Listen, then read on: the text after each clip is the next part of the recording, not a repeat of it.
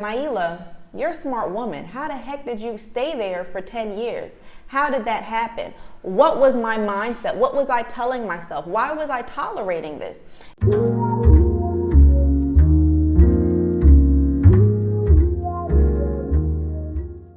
Welcome back to my channel where we talk about toxic relationships, narcissism, and emotional healing. In today's episode, you're going to be able to answer that question of why am I still not healing after the toxic relationship? So stick around until the end. If you really feel like I just want to stop feeling stuck, I want to stop feeling confused and just heal from the emotional pain and just move on with my life. If you're new here, my name is Nailah Abdullah. I'm a therapist and life coach, and I specifically work with women, helping them to heal and rebuild their life after toxic or narcissistic relationships. So if that sounds like something you need, take a moment, go ahead and hit the like, the subscribe, and the notification bell to be notified every time a new episode goes up. And if you're in a place right now where you do feel like you need further support, you can go ahead and click the description box below to get connected for further support. The first reason we're going to talk about today as to why you feel like you're still not healing after the toxic relationship is that you may be putting too much focus on trying to heal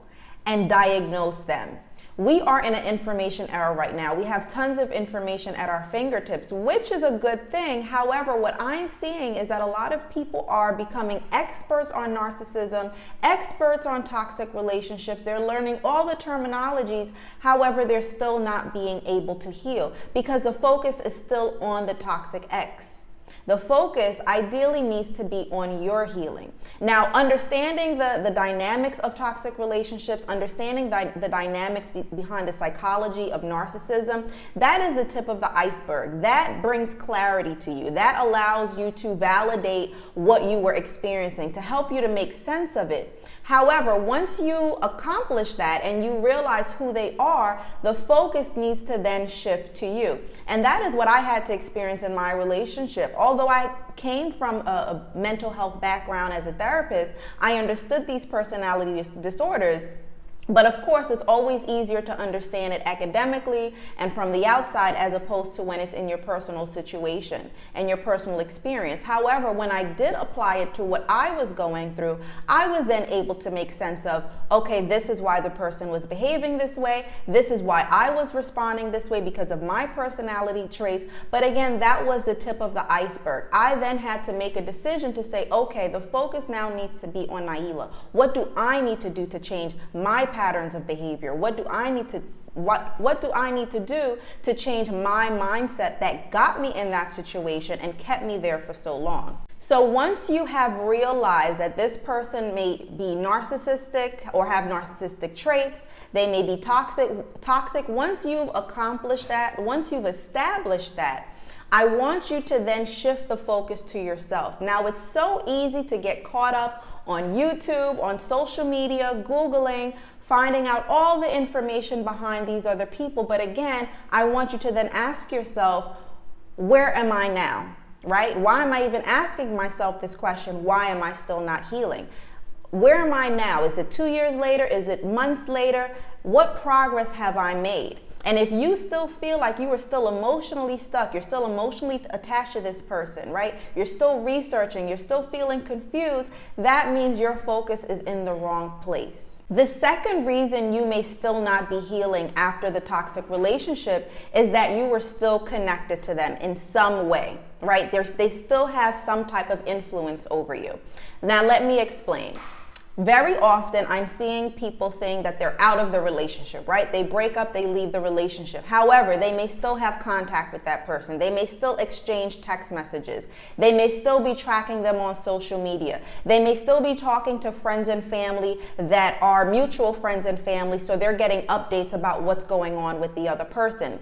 Now, coming out of a normal relationship, right? Not a relationship with a narcissist or someone who is toxic or manipulative, these actions may not be harmful, right? Still being connected to the ex in a certain way. However, when you are dealing with people who are emotionally abusive, who are manipulative, you need to go completely no contact. Even a simple text message can still influence you. It can still unravel the healing that you are starting. So being connected to the person could very well be a reason that you are still not being able to heal from the toxic relationship. So the solution there is to completely go no contact. And that means cutting off people that is still bringing information to you about that person. And if you don't want to cut them off, you can give them the opportunity and let them know, hey, please do not share information with me about that person, getting off of their social media, blocking them.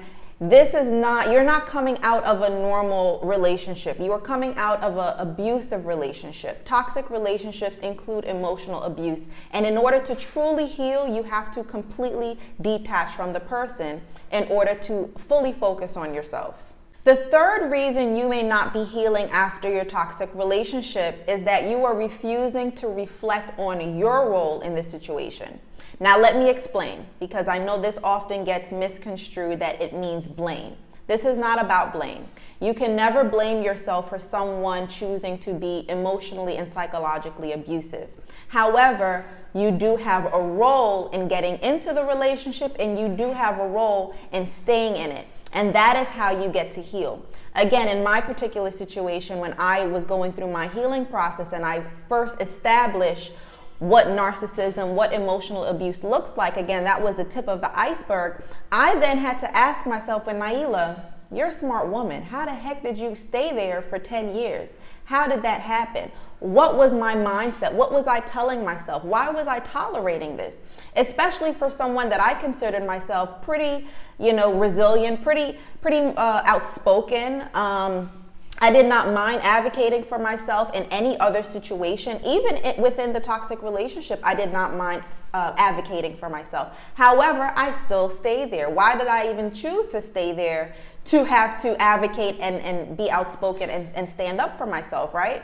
So that is a question you need to ask yourself, but you won't get there if you refuse to accept that you played a role. Again, playing a role does not mean blame. It does not mean excusing the other person's behavior. But if we want to heal, and if we want to make sure we don't repeat that mistake again, because there are other toxic people out there, there are other narcissists out there, we have to figure out, what do I need to change about me to make sure that I don't end up in that situation again, to make sure if that does cross my path, I don't waste another, a certain amount of years again in my life. So accepting your role is what will allow you to start really healing through the process. Another reason that you may feel like you're still not healing after a toxic relationship is that your focus is on trying to convince others to understand what you went through. What do I mean by that? You have friends around you, you have family around you, maybe colleagues, in general, people who care about you. And you can feel frustrated when people don't understand what you went through. Now, when you're talking about physical abuse, people are easier to understand that, right? If they see a bruise, a black eye, they can say, okay, that was a dangerous situation. Get out, run, detach, focus on self, heal, right? They know how to support that in some cases. When it comes to psychological abuse, when it comes to emotional abuse, and again, you're dealing with manipulative people. So what people are seeing on the outside, they're seeing someone who was nice to you on the outside, who was maybe generous financially with you, who maybe helped you with the kids. They're seeing something different.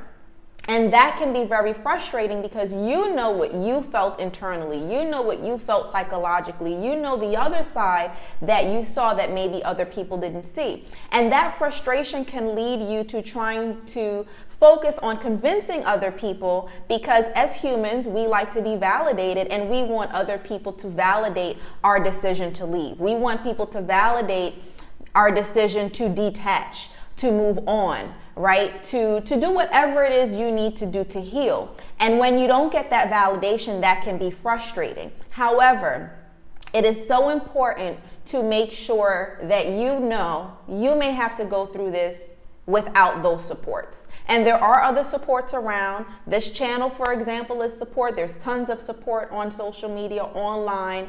And you may find people also in your personal life that can support you. But be ready, mentally prepare yourself that not everyone is going to understand the severity of the situation. Not everyone, and it doesn't come with malice intent. They may mean well, they just don't get it. And that's good for them. I wish I didn't have to get it. I wish this is not something that I had so much experience with. However, I'm now using it, to help others. But just keep in mind, not everyone understands what you're going through, understands what you've been through, and that is okay. But do not let that be your focus. Again, there's so many different ways to get distracted, to put the focus on the toxic ex, learning every detail about narcissism, focus on trying to get other people to understand you. But again, if you have to be honest with yourself and you say, okay, where am I today? When did I leave? How much progress did I make? If you feel like you're not healing, if you feel like you're not making any progress, then that means there's some distractions that you need to eliminate. And this may be one of them. The fifth reason that you may still not be healing after the toxic relationship is that you are minimizing the impact the emotional abuse had on you. And there's a few reasons we do that. One, our ego. We don't want to admit that we were being abused. And I know I can relate to that personally because, again, I thought I knew what emotional abuse was. And when I had to accept that that is something that I actually tolerated, that was a bit of a blow to my ego. However, I owed it to myself to be honest with myself. And being in denial about it, I knew would not help me to heal from it. You have to know what you're trying to heal in order to heal. If you don't know what you're healing and what you need to work on, you have no direction. So for clarity's sake, for those of you who know me, you know I like to talk about definitions. What is the definition of abuse? Because sometimes when you're not clear on what that even means and how it applies to your life, that allows you to kind of stay in denial about it. Abuse is willfully and perpetually causing pain or suffering to someone else and not having any remorse or concern about it. Okay? So it's a very simple definition. It doesn't have to look like what you've seen on TV. It doesn't have to look like what you've seen in someone else's situation or someone else's life. But if you can ask yourself that question, is this person causing pain or suffering to me perpetually? And perpetually doesn't mean it's every day, right? It can be every week. It can be every month. Right? But it's an ongoing experience that you are having emotional pain and suffering, and they don't have any concern or remorse about it. Now, concern and remorse does not necessarily mean they're saying that they have concern and remorse. It's about their actions. Because again, when you're dealing with manipulative people, they can pretend to care. They can say things and possibly do little things to show like, I'm sorry, I'll do better. But if you look at the patterns of behavior over time, that will truly help you to answer that question. Are they really concerned with the pain that they're causing? Are they really concerned to the point where they're actually making real change? Not manipulative change to keep you around, but real change. So now that we're clear on what abuse means, if you really want to start healing through this process after these toxic or narcissistic relationships, do not minimize the impact that it's had on you. And you won't really get clear about the impact until you actually start to heal, until you actually start to accept that, yes, I was in an abusive relationship. That does not speak ill of me. That does not mean that I'm weak. However, I do need to accept that in order to know what I need to work on. The other thing I want you to keep in mind when you are in denial about the abuse is that minimizing it makes you vulnerable for their attempt to come back to you. Because just the same way you're minimizing it is the same way they will minimize it when they try to lure you back in, right? And even if they don't want to get back into the relationship, just to keep contact with you, it benefits them. It works in their favor that you both minimize what they've done to you. Because then you can justify still being connected to them. You can justify still trying to be friends, still trying to be in contact, when in all actuality, that is not healthy for you. So far in this episode, you've learned 5 reasons of why you may still not be healing after so much time after a toxic or narcissistic relationship. We spoke about the fact that you may be too focused on trying to heal and diagnose them instead of being focused on yourself. You're still connected with them in some way, so they may still have some influence on you. You're refusing to reflect on your role in the situation, how you got there and why did you stay for so long. You're also maybe focused and distracted on trying to convince others to understand your pain and your situation. And you may be minimizing the impact that the emotional abuse had on you. So listen, us talking about healing and not being stuck, I want you to keep in mind too, if there's anything you take away from this, is that this is not a race. Healing is not a race. There's no perfect timeline on how long it should take. However, I'm a firm believer in that it needs to be active. And active means movement, right? That there's something happening. And movement doesn't always mean there's a big step and you come into this miracle moment and voila, you're healed. It's not magic. However, there needs to be constant movement, something that you are doing to work on yourself, something that you are doing, maybe even if it's just to protect yourself and nurture yourself back to a healthy state. If you like this episode and you feel like it resonated with you, go ahead and hit the like and the subscribe so this episode can be shared with other women who needs it. And if you want to go deeper into topics like this and get more support, go ahead into the description box below. We do have a private membership group where we have weekly classes on different topics that will help you to heal through the process. Thank you so much for watching, and I'll see you in the next episode.